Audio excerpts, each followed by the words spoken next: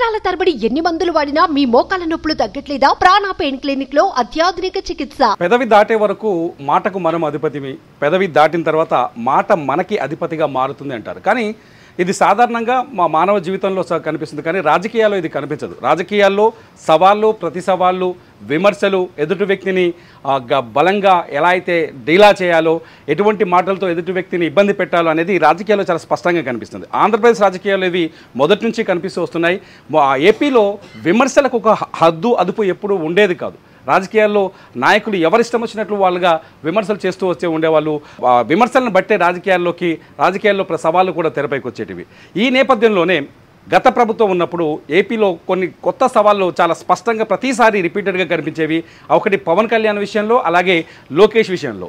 మీరు ఎప్పుడైనా ఎమ్మెల్యేగా గెలిచి అసెంబ్లీకి వచ్చారా? కనీసం ఎమ్మెల్యేగా కూడా గెలవలేకపోయారు మీరు అంటూ వాళ్ళని కించపరిచే విధంగా కావచ్చు, లేకపోతే తక్కువ చేసే విధంగా కావచ్చు, అధికారంలో ఉన్న అప్పటి వైసీపీ నేతలు వరుసగా విమర్శలు చేసేవారు. ఆ విమర్శల్లో ఆ మాటలు అదుపు లేకుండా ఉండేవి కూడా.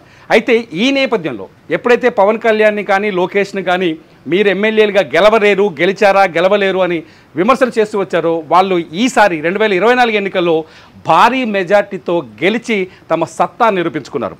మంగళగిరిలో లోకేష్ కావచ్చు, పిఠాపురంలో పవన్ కళ్యాణ్ కావచ్చు, ఎవరు ఊహించని విధంగా గెలిచారు. ఒకప్పుడు పవన్ కళ్యాణ్ కనీసం ఒకే అసెంబ్లీ ఎమ్మెల్యేని గెలిచావు, ఒక్కరిని కూడా కాపాడుకోలేకపోయావంటూ పవన్ కళ్యాణ్ వరుసగా అప్పటి వైసీపీ నేతలు విమర్శలు చేశారు. ఈసారి ఎన్నికల్లో పవన్ కళ్యాణ్ మొత్తానికి పోటీ చేసిన, అంటే జనసేన నుంచి పోటీ చేసిన మొత్తం ఎమ్మెల్యేలు ఒకేసారిగా విజయం సాధించారు. జనసేన ఎక్కడ ఓటమి అనేది కనిపించాల్సిన విధంగా చూపించాడు పవన్ కళ్యాణ్. అటువంటి పవన్ కళ్యాణ్ తొలిసారిగా ఇవాళ అసెంబ్లీలో అడుగుపెట్టారు. పవన్ కళ్యాణ్తో పాటు లోకేష్ కూడా అసెంబ్లీలో అడుగుపెట్టారు. పవన్ కళ్యాణ్ ఏకంగా ఆంధ్రప్రదేశ్ ఉప ముఖ్యమంత్రి హోదాలో ఒక 6 శాఖలతో ఒక గొప్ప నాయకుడిగా ఇవాళ అసెంబ్లీలో అడుగుపెట్టారు. అలాగే లోకేష్ కూడా తెలుగుదేశం పార్టీలో కీలక నేతగా, మంచి రాజకీయ మేధావిగా కనిపించారు. ఆయన వ్యూహం ఎవరికి అందలేదు ఎలక్షన్స్లో.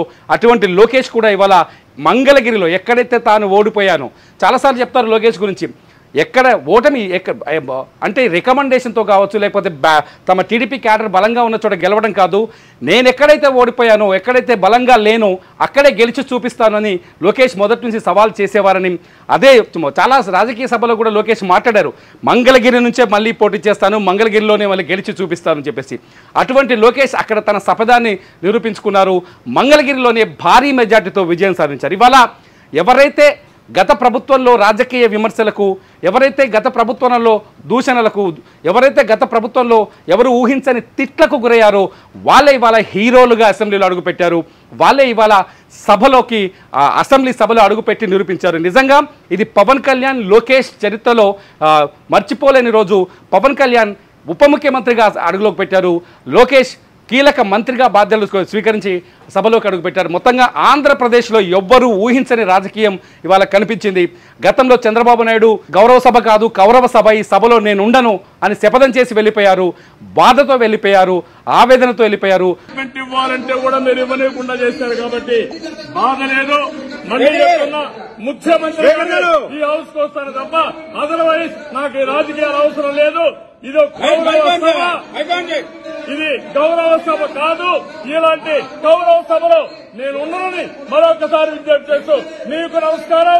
ప్రజలందరికీ విజ్ఞప్తి చేస్తున్నా, నా అవమానం మీరందరూ నిండు మనసుతో ఆశీర్వదించమని కోరుతూ అందరికీ నమస్కారం. అటువంటి చంద్రబాబు నాయుడు మళ్ళీ ముఖ్యమంత్రిగానే గెలిచి ఇవాళ అసెంబ్లీలో అడుగుపెట్టారు. మొత్తంగా ఇవాల్టి అసెంబ్లీ సమావేశాల్లో 3 పాయింట్లు చాలా హైలైట్. ఒకటి శపథం, 3 వ్యక్తులు తమ శపథాన్ని నిరూపించుకున్నారు. ఒకరు చంద్రబాబు నాయుడు, 2 పవన్ కళ్యాణ్, 3 లోకేష్. ఎవరైతే విమర్శలు చేశారో ఆ విమర్శలు చేసిన వాళ్ళ నోళ్లకు తాళం వేసినట్టయింది. విమర్శలు చేసిన వాళ్ళకి సరైన సమాధానం చెప్పినట్టయింది. మొత్తంగా ఇవాళ అసెంబ్లీలో భారీ మెజార్టీతో టీడీపీ ప్రభుత్వం కొలువైంది. చంద్రబాబు నాయుడు తర్వాత పవన్ కళ్యాణ్, ఆ తర్వాత లోకేష్ వరుసగా ఇవాళ అసెంబ్లీలో ఎమ్మెల్యేలుగా ప్రమాణ స్వీకారం చేస్తున్నారు. మొత్తంగా ఆంధ్రప్రదేశ్ అసెంబ్లీ ఇవాళ పసుపు కండువాలతో కలకలాడుతూ కనిపించింది. సుమన్ టీవీలో మీ పర్సనల్ అండ్ బిజినెస్ ప్రమోషన్స్ కోసం కింది నెంబర్కి కాంటాక్ట్ చేయండి.